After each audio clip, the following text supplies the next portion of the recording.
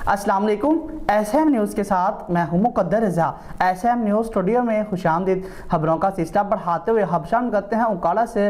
तहसील दीपापुर के नवाही गांव डालमैनगंज में वापडा की नाअहली और गफलत की वजह से बिजली का पोल जो कि मेन बाजार और मस्जिद के ऊपर गिरने को है। इसी हवाले से मज़ीद तफसीलात बता रहे हैं एसएम न्यूज़ के नुमाइंदे राव मोहम्मद सरफराज खान।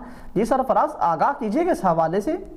की तहसील दीपालपुर के गांव डलमैनगंज में जहां आप देख रहे हैं वापटा की नाअहली की वजह से खंभा गिरने को तैयार है। यहां के लोगों की आवाज़ है कि हम महकमा वापटा की तरफ से कोई कदम नहीं उठाया जा रहा है। इस तरह हमारे साथ कुछ शहरी मौजूद हैं, हम उनसे बात करते हैं और उनके बारे में खंभे के बारे में पूछते हैं। जी बताइए।